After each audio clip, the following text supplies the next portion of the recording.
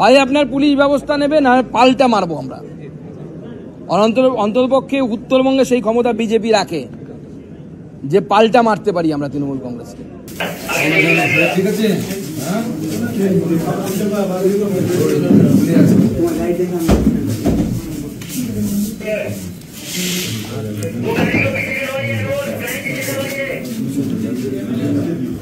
বলতে হবে এসে কি লাভ হবে?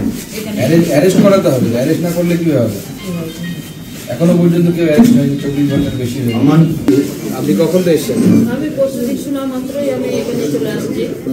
দেখেন দাদা, আপনি আর কি এরকম আদিবাসী সম্প্রদায়ের মধ্যে আর কি এরকম খুন করার চেষ্টা করেছে, মেরেই ফেলে দিত ওই দিন। গাড়িতে না মেরে ফেলার প্ল্যান ছিল, মেরে ফেলে দিত ওই দিন। তারপরে তার উপরে এই ধরনের হামলা আমরা তো ছেড়ে দেবো না সমাজে। আমরা কোর্টে যাব, যত দূর যাওয়ার যাব।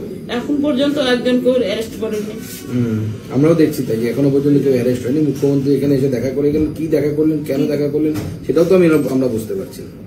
একটা এমপি কে রক্ত বেরোচ্ছে দরদর করে, গোটা দেশের মানুষ ফোন করছে। এই এখনই আমাকে গুজরাট থেকে একজন এমপি ছবি দেখে ফোন করেছে।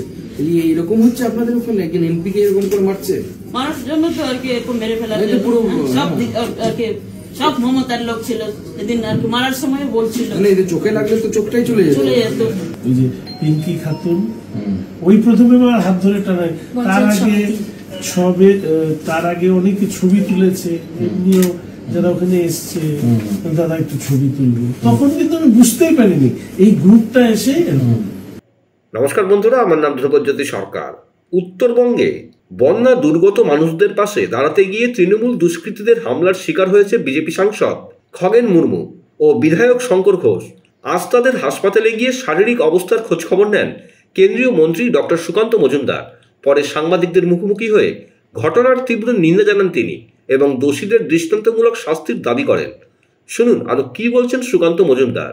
খগেন মুর্মুর এখানে ফেসিয়াল বোন ভেঙে গেছে, আপনারা জানেন, অনেক ব্লিডিং হয়েছে। সেই ব্লিডিং এর ভিডিও আমরা দেখেছি এবং আমরা দেখেছি যে কিভাবে তাদের উপর রাজনৈতিক আক্রমণ হয়েছিল এবং যারা আক্রমণ করেছে, আমি কথা বললাম খগেন মুর্মুর সাথেও। খগেন মুর্মুবাবু এখনো কথা বলা বারণ, তার কিছুটা অল্প অল্প বলতে পারছেন।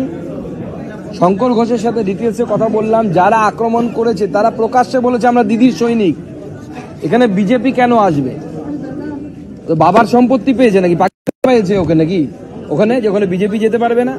কেউ নেই এখানে। আমাদের কয়েকজন আছে যারা গেছিল, তারা প্রত্যেকে মার খেয়েছে, একজনও নেই যারা মার খায়নি। আর মমতা বন্দ্যোপাধ্যায় এখানে এসে নাটক করছেন। এরকম অপদার্থ পুলিশ মন্ত্রী থাকার থেকে তাকে বন্যার জলে ফেলে দিলে ভালো হবে।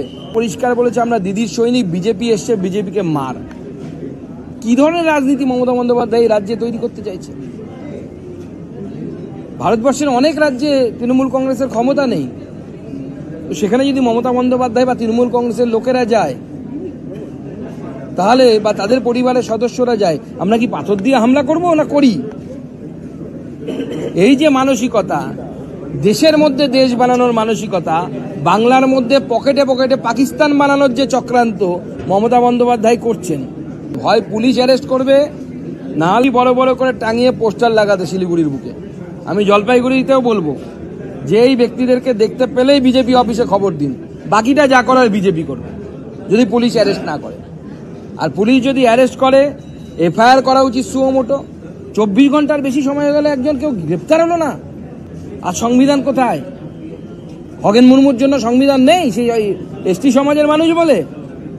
খগেন মুর্মুর জন্য পিনাল কোড এখন কাজ করছে না, বা ন্যায় সংহিতা পশ্চিমবঙ্গে কাজ করছে না।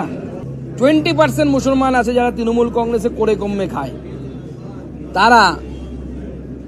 তারা মমতা বন্দ্যোপাধ্যায়ের হয়ে এই যে হুলিগানিজম করছে, এবং মমতা বন্দ্যোপাধ্যায় তাদেরকে দিয়ে দেশের মধ্যে দেশ তৈরি করার, বাংলাদেশ তৈরি করার, পাকিস্তান তৈরি করার যে একটা চক্রান্ত করছে, এর বিরুদ্ধে ভারতীয় জনতা পার্টি লড়বে। আর যদি মনে হয় যে মার খেয়ে আমরা ভিতরে ঢুকে যাব, তাহলে আপনি মূর্খের স্বর্গে বাস করছেন। হয় আপনার পুলিশ ব্যবস্থা নেবে, না পাল্টা মারবো আমরা। অন্ততপক্ষে উত্তরবঙ্গে সেই ক্ষমতা বিজেপি রাখে যে পাল্টা মারতে পারি আমরা তৃণমূল কংগ্রেসকে। তাহলে কিন্তু অবস্থা খারাপ হবে। আমরা মমতা বন্দ্যোপাধ্যায়ের রুট অবরুদ্ধ করে দিতে পারতাম, কিন্তু আমরা ওগুলো করি না। 5000 লোক নিয়ে মমতা বন্দ্যোপাধ্যায়কে ঘেরাও করতে পারতাম, কিন্তু আমরা করি না। আমরা গণতন্ত্রে বিশ্বাস করি। এখনো সময় আছে, ব্যবস্থা নিন, না হলে কিন্তু আমরা আমাদের মতো ব্যবস্থা নেব। বন্ধুরা, ভিডিওটি ভালো লাগলে দয়া করে লাইক শেয়ার করে দেবেন, আমাদের পেজটা ফলো করে নেবেন আর আপনার মতামত কমেন্ট করে অবশ্যই জানান। ধন্যবাদ।